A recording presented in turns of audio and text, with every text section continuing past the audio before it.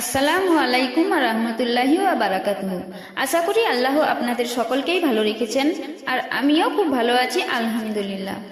আজান সম্পর্কে আমাদের রাসূল সাল্লাল্লাহু আলাইহি ওয়াসাল্লাম কি বলেছেন এবং আজানের সময় আমাদের করণীয় কি, তা পুরোটাই আপনাদের সুন্দরভাবে ফুটিয়ে তোলার চেষ্টা করব ইনশাআল্লাহ।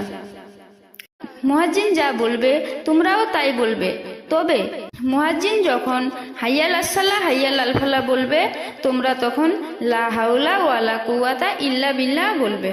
এর অর্থ হলো আল্লাহর সাহায্য ছাড়া পাপ কাজ থেকে দূরে থাকার কোনো উপায় এবং সৎ কাজ করার কোনো শক্তি কারণ নেই।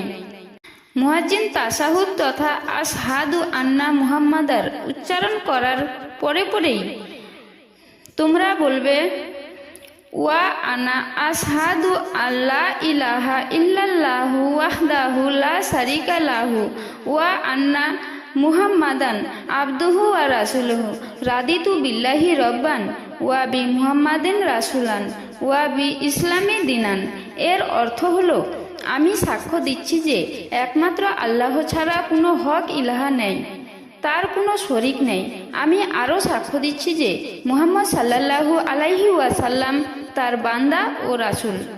আমি আল্লাহকে রব, মুহাম্মদ সাল্লাল্লাহু আলাইহি ওয়াসাল্লামকে রাসূল এবং ইসলামকে দিন হিসেবে গ্রহণ করে সন্তুষ্ট।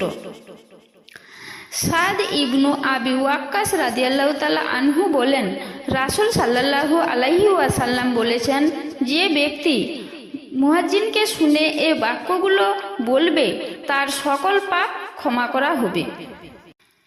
মুয়াজ্জিনের কথার জবাব দেওয়া শেষ করার পর তোমরা বলবে আল্লাহুম্মা রব্বা হাজিহিদ দাওয়াতিত তাম্মাতি ওয়া সালাতিল কাইমাতি আতি মুহাম্মাদানিল ওয়াসিলাতা ওয়াল ফাদিলাতা ওয়াব আসহু মাক্কামাম মাহমাদুনিল্লাজি ওয়া আত্তা ইন্নাকা লা তুখলিফুল মিয়াদ।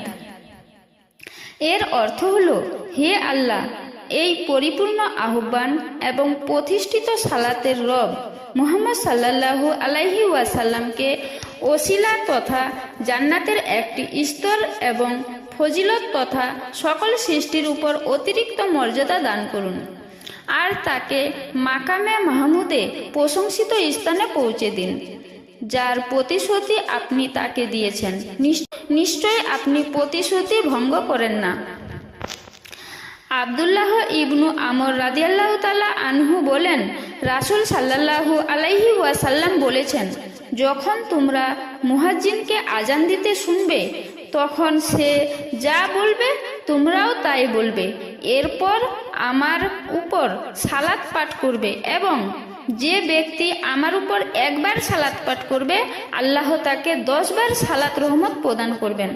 এরপর আমার জন্য ওসিলা চাইবে, কারণ ওসিলা জান্নাতের সর্বোচ্চ স্থান। আল্লাহর একজন মাত্র বান্দাই এই মর্যাদা লাভ করবেন এবং আমি আশা করি আমিই হব সেই বান্দা। যে ব্যক্তি আমার জন্য ওয়াসিলা প্রার্থনা করবে তার জন্য শাফায়াত প্রাপ্য হয়ে যাবে। ওয়াসিলা অর্থ নৈকট্য, জান্নাতের সর্বোচ্চ স্তর যা আল্লাহর আরশের সবচেয়ে নিকটবর্তী তাকে ওয়াসিলা বলা হয়। এই স্থানটি আল্লাহর একজন বান্দার জন্যই নির্ধারিত, তিনি মুহাম্মদ সাল্লাল্লাহু আলাইহি ওয়াসাল্লাম।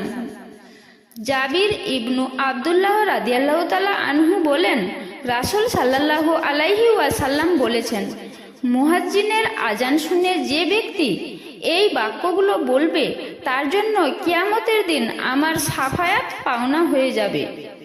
আজান ও ইকামতের মধ্যবর্তী সময়ে নিজের জন্য দোয়া করবে, কেননা এই সময়ে দোয়া প্রত্যাখ্যান করা হয় না। আবু হুরায়রা রাদিয়াল্লাহু তাআলা আনহু বলেন, আমরা রাসূল সাল্লাল্লাহু আলাইহি ওয়াসাল্লাম এর কাছে ছিলাম, তখন বিলাল রাদিয়াল্লাহু তাআলা আনহু আজান দিলেন।